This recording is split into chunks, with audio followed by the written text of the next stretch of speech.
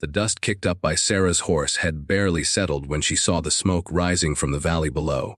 Black tendrils twisted against the orange sunset sky, carrying with them the acrid smell of burning wood and something else. Something that made her stomach clench with dread. She urged her mare forward, the animal's hooves finding purchase on the rocky slope as they descended toward what remained of the Henderson homestead. Sarah McKinnon had been riding these Arizona territories for 3 years now, ever since the fever took her husband and left her with nothing but a horse, a rifle, and the clothes on her back. She'd learned to live by her wits, trading her skills as a seamstress and cook from settlement to settlement, never staying long enough for anyone to ask too many questions about a woman traveling alone. But the Hendersons had been different. Tom Henderson had offered her honest work, helping his wife Martha with their 3 children, and for 2 months, Sarah had allowed herself to believe she might have found something resembling a home. Now, as she approached the smoldering ruins of the cabin she'd called home, Sarah's heart hammered against her ribs. The barn was nothing but charred timber and ash. The chicken coop had been reduced to scattered feathers and splintered wood. And the house where she'd shared evening meals and listened to little Emma read from her primer book, was a blackened skeleton against the dying light. She found Tom's body near the well, 3 bullet wounds in his chest, telling a story she didn't want to read. His rifle lay beside him, empty chambers indicating he'd fought back. Sarah closed his eyes with trembling fingers, whispering a prayer she wasn't sure she still believed in. Martha lay crumpled near the kitchen garden, her apron still tied around her waist, dirt beneath her fingernails from the carrots she'd been pulling when the riders came. Sarah's hands shook as she searched the ruins, calling out names that echoed hollowly in the gathering darkness. "Emma! Billy! Little Tom!" Her voice cracked on the youngest boy's name. He was barely 4, with gap-toothed smiles and sticky fingers that always found their way to her skirts. Where were the children? A soft whimper from the root cellar made her heart leap. Sarah pulled away the debris that covered the entrance and climbed down into the cool darkness. There, huddled in the far corner among sacks of potatoes and preserves, she found them. Emma, 10 years old with her mother's auburn hair, held her brothers close. Billy, 7, and little Tom, who was sobbing quietly into his sister's shoulder. "Miss Sarah." Emma's voice was barely a whisper. "Are they gone? The bad men?" Sarah gathered the children into her arms, feeling their small bodies tremble against her. "They're gone, sweetheart. You're safe now." The lie tasted bitter on her tongue. How could they ever be safe again? She'd recognized the hoofprints around the property, the particular way the horses were shod. The Garrett gang had been terrorizing homesteaders for months, and the territorial marshal was either unwilling or unable to stop them. "Where's Papa?" Billy asked, his young voice holding a hope that broke Sarah's heart. "Your papa's gone to be with the angels, honey," Sarah said softly, stroking his hair. "Your mama, too." The weight of understanding settled over Emma first. At 10, she'd seen enough of frontier life to know what death meant. Her face crumpled, but she didn't cry. Instead, she pulled her brothers closer, already trying to be the mother they'd lost. That night, Sarah buried Tom and Martha Henderson in the grove of cottonwoods behind their ruined home. The children helped gather stones for the graves, their small hands working alongside hers in the moonlight. They didn't speak much, but their eyes, especially Emma's, held questions Sarah wasn't sure she could answer. The next morning brought harsh realities. Sarah had maybe $20 to her name, a horse that was growing thin on the sparse grass, and 3 children who needed food, shelter, and safety. The nearest town was Copper Creek, a day's ride through country where the Garrett gang was known to roam. But what choice did she have? She fashioned a travois from salvaged wood and strips of leather, loading what few possessions had survived the fire. The children's clothes, Tom's rifle, Martha's Bible, and a small wooden horse that little Tom clutched like a lifeline. They set out as the sun climbed higher, Sarah walking beside her horse to save its strength while the children took turns riding. The journey to Copper Creek stretched longer than Sarah remembered. They stopped frequently for little Tom's sake, his 4-year-old legs quickly tiring. Emma walked beside Sarah for miles, asking quiet questions about what would happen to them now. Billy tried to be brave, mimicking his father's stride, but Sarah could see the fear in his dark eyes. As they crested the ridge overlooking Copper Creek, Sarah felt her heart sink. The town looked smaller and more desperate than she'd remembered. The main street was rutted with mud and manure. Several buildings stood empty, their windows boarded up. The saloon seemed to be the only thriving business, with horses tied outside even in the early afternoon. They made their way to the church first, a small whitewashed building that had seen better days. The preacher, a thin man named Reverend Collins, welcomed them with genuine sympathy but little practical help. "I wish I could do more," he said, wringing his hands, "but we barely have enough for our own families. Times have been hard since the mine closed." The general store owner, a kind woman named Mrs. Patterson, offered them a meal and let them sleep in her storeroom for the night. But Sarah could see the worry in her eyes. Copper Creek was struggling to survive, and 3 more mouths to feed was a burden the town couldn't bear. "What about relatives?" Mrs. Patterson asked as they shared a simple dinner of beans and cornbread. "Surely the children have family somewhere." Sarah shook her head. Tom had mentioned a brother in California, but that might as well have been the moon for all the good it did them. Martha's parents had died of cholera years ago. The children were truly alone, except for her.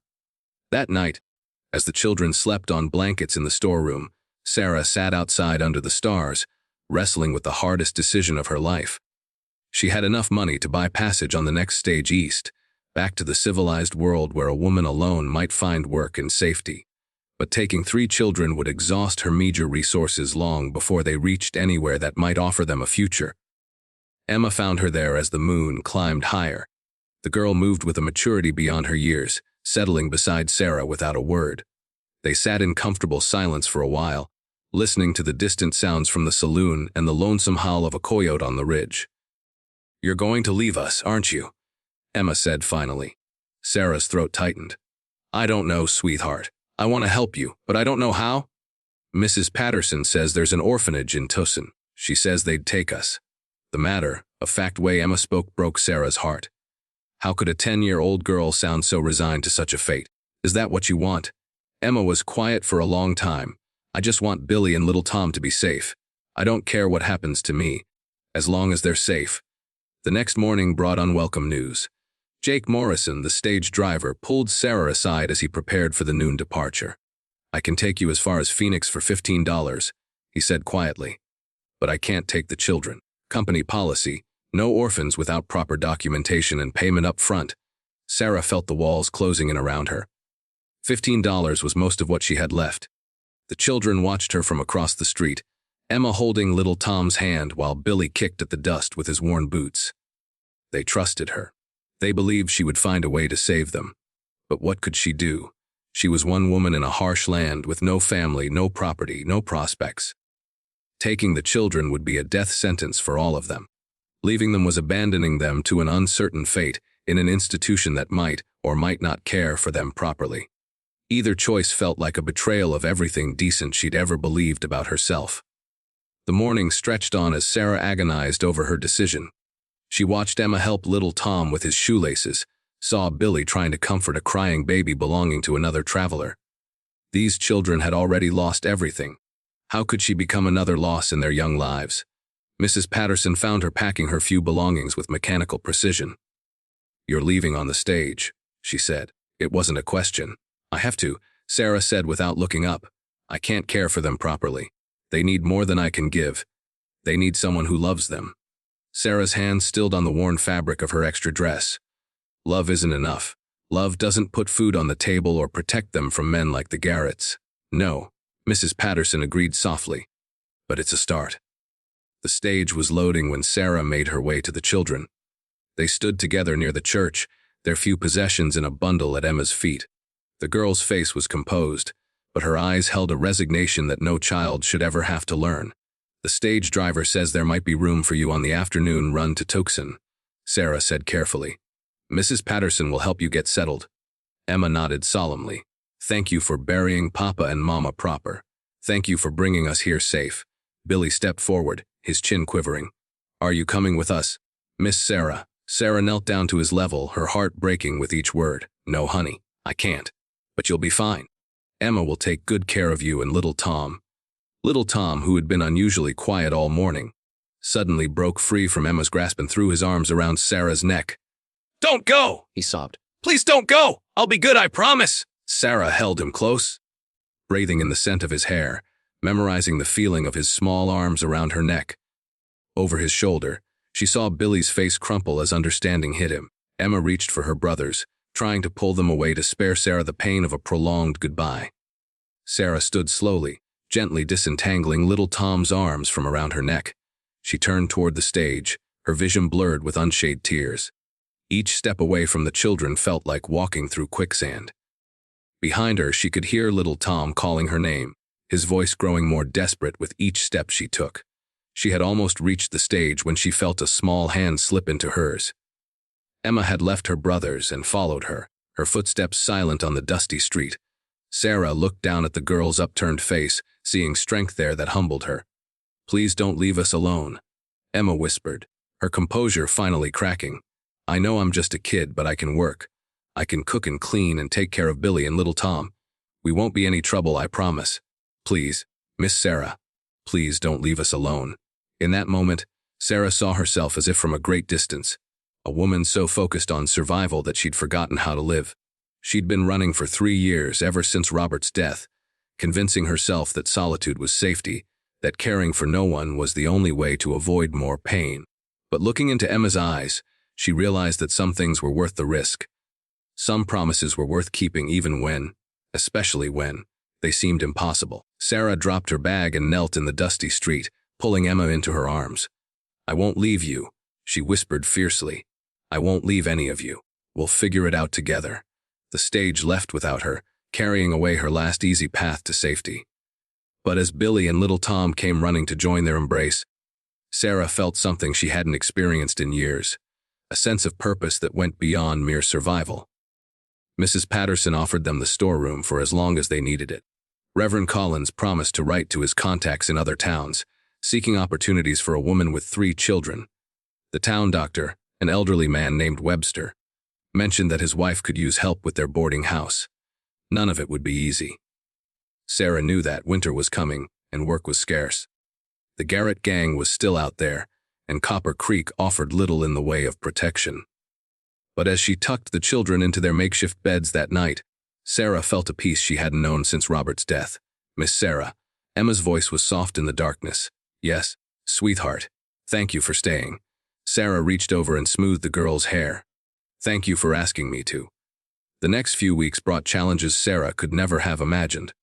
Little Tom came down with a fever that had her walking the floor for 3 straight nights. Billy got into a fight with the blacksmith's son and came home with a black eye and torn knuckles. Emma, trying so hard to be grown up, finally broke down crying one afternoon over nothing more than a burned batch of biscuits. But there were good moments too. Little Tom's laughter when Sarah fashioned him a new wooden horse from a piece of driftwood. Billy's pride when he successfully helped the stable owner shoe a difficult horse. Emma's smile when she realized she could read better than some of the adult women in town. Dr. Webster's wife, Agnes, proved to be a godsend. She hired Sarah to help run her boarding house, providing not just income but also a place for them to live.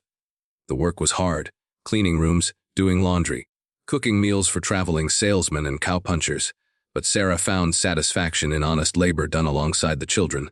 Emma proved remarkably capable, taking on responsibilities that would challenge many adults. She helped with the washing and mending, minded little Tom while Sarah worked, and even began teaching Billy to read using her mother's old Bible. Billy, once he got over his initial resentment at their reduced circumstances, threw himself into any task that made him feel useful. He split kindling, carried water, and appointed himself the protector of his younger brother. Little Tom remained the heart of their small family, his innocent joy a constant reminder of what they were fighting to preserve. He chattered constantly, asked endless questions, and had an uncanny ability to make even the grumpiest boarding house guest smile. As autumn gave way to winter, Sarah began to allow herself to hope. They had shelter, food, and work. The children were healthy and, in their own ways, thriving. Copper Creek might not be much, but it was becoming home. Then, on a gray December morning, 3 riders came to town. Sarah was hanging laundry behind the boarding house when she heard the hoofbeats. She recognized the sound, horses ridden hard and fast, their shoes striking the frozen ground with a particular rhythm she'd learned to fear. Peering around the corner of the building, her blood ran cold. The Garrett gang. She recognized Jake Garrett himself from wanted posters, his cold eyes scanning the street like a predator marking territory. His companions looked just as dangerous, hard men with hard faces and weapons worn easy on their hips. Sarah's mind raced. They were here for supplies, most likely, or maybe to collect taxes from the local businesses. If she kept the children inside and stayed out of sight, they might ride through without incident. But as she watched, Jake Garrett's eyes fixed on the boarding house, and she saw recognition flicker across his features. He remembered her. 3 years ago, when they'd robbed the stage near Prescott, Sarah had been the one passenger who'd fought back, wounding one of his men before they overpowered her. She'd thought herself safely anonymous since then, but apparently Jake Garrett had a longer memory than she'd hoped. Sarah slipped inside through the kitchen door. Her heart hammering, Agnes Webster looked up from her bread dough with alarm. "What is it, child? You look like you've seen a ghost." "The Garrett gang," Sarah whispered. "They're here. We need to get the children somewhere safe." Agnes paled. "The root cellar," she said immediately. "It's hidden behind the preserve shelves." They found Emma in the front room, dusting furniture while little Tom played with his wooden horses nearby. Billy was outside splitting kindling, and Sarah's heart lurched as she realized he was in full view of the street. "Emma, take little Tom to the root cellar right now," Sarah said urgently. "Don't come out no matter what you hear." Emma's eyes went wide, but she didn't question. She'd learned to trust Sarah's instincts, and the fear in her voice was unmistakable. She scooped up little Tom, who protested at having his game interrupted. "What about Billy?" Emma asked as Sarah hurried them toward the kitchen. "I'll get him," Sarah promised, though she wasn't sure how. She was too late. As Emma and little Tom disappeared into the cellar, Sarah heard boots on the front porch and Jake Garrett's voice calling out, "Mrs. Webster?" "We need to have a talk." Sarah grabbed Tom Henderson's rifle from where she kept it behind the kitchen door. The weapon felt familiar in her hands. She'd learned to shoot as a girl on her father's farm, and 3 years of frontier life had honed her skills to a deadly edge. She positioned herself behind the kitchen door as Garrett and his men entered the boarding house. Through the crack between the door and frame, she could see them clearly. Jake Garrett looked older than his wanted posters, his face weathered by sun and violence. His companions flanked him like wolves, their hands resting on their gun belts. "Mrs. Webster," Garrett said with mock politeness, "we're looking for someone. A woman travels alone, dark hair, about so tall." He gestured with his hand. "Goes by Sarah McKinnon, though that might not be her real name." Agnes Webster, bless her heart, didn't even glance toward the kitchen. "Don't know anyone by that name," she said steadily. "We get a lot of travelers through here." Garrett smiled coldly. "See, that's interesting, because I could swear I saw her hanging laundry behind your building not 10 minutes ago. Woman who shot my brother 3 years ago, cost him the use of his left arm. I've been looking for her ever since." Sarah's grip tightened on the rifle. She could step out now, surrender herself, and maybe Garrett would leave the boarding house without searching it. But she knew men like Jake Garrett. He wouldn't be satisfied with just her. He'd want to hurt her as much as possible before he killed her, and that meant threatening anyone she cared about, including the children. "I think you're mistaken, Mr. Garrett," Agnes said firmly. "Now, if you're looking for supplies or a meal, I can help you with that. Otherwise, I'd appreciate it if you'd move along." Garrett's laugh was like breaking glass. "Oh, we'll be moving along, Mrs. Webster. But first, we're going to search this place from top to bottom." "Boys," his men spread out through the boarding house, and Sarah knew she was out of time. She stepped into the front room, rifle raised and ready. "Looking for me?" Jake Garrett spun around, his hand dropping to his gun, but Sarah already had him in her sights. "Easy now," she said calmly. "Your boys too. Hands where I can see them." Well, Garrett said, slowly raising his hands. "Sarah McKinnon, you've led us quite a chase." "It's Mrs. McKinnon," Sarah corrected, "and you've had your chase. Now it's time to ride on?" "Oh, I don't think so," Garrett said. "See, you cost me something precious 3 years ago. My brother Pete can barely hold a gun now, thanks to you. That's bad for business." "Your business was robbing innocent people," Sarah said. "I'd say that's bad all on its own." Outside, she could hear Billy's voice calling her name. The boy must have seen the horses and come looking for answers. Sarah's heart clenched, but she didn't dare take her eyes off Garrett. "That your boy?" Garrett asked, his cold smile widening. "Sounds young. Be a real shame if something happened to him." Sarah felt ice form in her veins. "You touch that boy, and I'll kill you where you stand. Might be worth it," one of Garrett's men said from behind her. "Just to watch you try." Sarah realized her mistake too late. While she'd been focused on Garrett, his companions had positioned themselves around her. She couldn't watch all three at once, and Garrett knew it. "Here's what's going to happen," Garrett said conversationally. "You're going to put down that rifle, and we're going to have a little talk about what you owe me. And if that boy out there gets too curious, well, accidents happen." Sarah's mind raced through her options. She could try to shoot Garrett, but his men would gun her down before she could work the rifle's lever action. She could surrender, but that would just delay the inevitable while putting everyone else at risk. Then she heard Emma's voice, clear and strong from somewhere behind the men. "Mister, you better let her go." Sarah's blood turned to ice water. Emma was supposed to be hidden with little Tom. What was she doing? Garrett's head turned toward the sound, and Sarah saw his expression change. "Well now, what have we here?" Another little bird flown from the nest. "Emma, get back," Sarah shouted, but the girl stepped fully into view. She was holding Tom Henderson's old Navy Colt revolver in both hands, the weapon almost too big for her to manage. But her stance was steady, and her eyes held a determination that reminded Sarah of her father. "I said let her go," Emma repeated, her voice not wavering despite the enormous gun in her small hands. Garrett laughed, but there was less humor in it now. "Little girl, do you even know how to use that thing?" "Miss Sarah taught me," Emma said simply. "And my papa before the bad men killed him. You're bad men too." The tension in the room ratcheted higher. Sarah could see Garrett calculating odds, trying to decide if a 10-year-old girl posed a real threat. She could also see his men shifting position, preparing to act. "Emma," Sarah said carefully. "Where's little Tom?" "Safe in the cellar, like you said," Emma replied without taking her eyes off Garrett. "But I couldn't let them hurt you. Not after you promised not to leave us alone."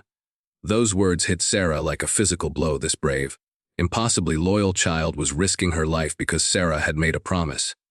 Because Emma believed that some commitments were worth dying for. In that moment, Sarah made her own choice. She shifted her aim from Garrett to the man behind her, trusting Emma to handle the leader. "Emma, on 3, she said quietly. 1. "Now hold on," Garrett started. 2-0, Agnes Webster suddenly threw herself to the floor behind the front desk, showing she understood exactly what was about to happen. 3. Sarah spun and fired, her bullet catching Garrett's man in the shoulder and spinning him around. Emma's shot boomed through the boarding house, the heavy Colt's recoil sending her staggering backward. But her aim was true. Garrett cried out and grabbed his gun arm, blood seeping between his fingers. The third man went for his weapon, but Billy burst through the front door at that moment, carrying an armload of kindling. The wood scattered as he collided with the gunman, sending them both crashing to the floor. Sarah worked her rifle's lever and put a round into the ceiling. "That's enough," she shouted. "Next one goes through somebody's heart." The fight went out of the gang quickly after that. Garrett's gun arm was useless, one man was wounded, and the third was tangled up with a determined 7-year-old boy. Agnes Webster appeared from behind her desk with an old shotgun, covering the wounded men while Sarah collected their weapons. "You haven't heard the last of this," Garrett snarled as Sarah bound his wounded arm with strips torn from a kitchen towel. "Yes, I have," Sarah said firmly. "Because you're going to ride out of here and never come back. If I see you again, if I even hear you're in the territory, I'll hunt you down myself." "You and what army?" Sarah looked around the room, at Emma still holding the smoking Colt, at Billy, dusty and proud, at Agnes Webster with her shotgun, at little Tom, who had emerged from the cellar and was watching everything with wide, serious eyes. "This army," she said simply. Garrett's men helped him onto his horse, and the 3 riders left Copper Creek at a considerably slower pace than they'd arrived. Sarah watched them go, knowing they wouldn't be back. Men like Jake Garrett understood only strength, and she'd shown him that she wasn't alone anymore. That evening, as they shared dinner at the boarding house's big table, Sarah looked around at the faces surrounding her. Agnes Webster, who had become like a mother to her. Emma, who had risked everything to protect the woman who'd promised not to abandon her. Billy, who was growing stronger and braver every day. Little Tom, whose laughter could still heal hearts that had been broken by loss. They weren't the family Sarah had planned for, but they were the family she'd chosen, and they had chosen her in return. "Miss Sarah," Emma said as they cleared the dishes. "Are we going to stay here, in Copper Creek?" Sarah considered the question. The town was small, isolated, and far from the civilized world she'd once known. Winter would be hard, and there would always be challenges. But looking around the table, she realized she had everything she truly needed. "Yes," she said firmly, "we're staying. This is home now." Emma smiled, the first completely unguarded. Joyful expression Sarah had seen from her since that terrible day at the homestead. Billy whooped and little Tom clapped his hands, though he wasn't entirely sure what he was celebrating. Later that night, after the children were asleep, Sarah sat on the boarding house porch watching the stars. The desert was cold and still, but she felt a warmth inside her that had nothing to do with the temperature. Agnes Webster joined her, bringing 2 cups of coffee and a knowing smile.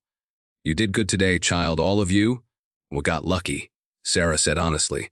"Luck had nothing to do with it," Ags replied. That little girl faced down 3 armed men, because she couldn't bear to lose another person she loved. That boy threw himself at a gunfighter to protect his family. And you chose to stay and fight instead of running away. Sarah sipped her coffee, thinking about the choices that had brought her here. 3 years ago, she'd been a different woman, softer perhaps, more trusting, certainly more naive. Loss had hardened her, taught her that caring was dangerous and solitude was safe. But Emma's small hand slipping into hers, her whispered plea not to be left alone, had changed everything.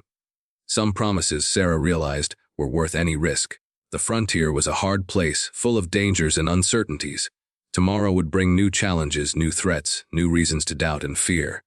But tonight, under the vast Arizona sky, Sarah McKinnon was exactly where she belonged, surrounded by the family she'd found, the family she'd chosen, the family that had chosen her in return. In the distance, a coyote called to the moon, its voice echoing across the desert. But Sarah wasn't alone anymore, and neither were the children sleeping peacefully inside the boarding house. They had each other, and sometimes, in the wild and unforgiving West, that was more than enough. It was everything.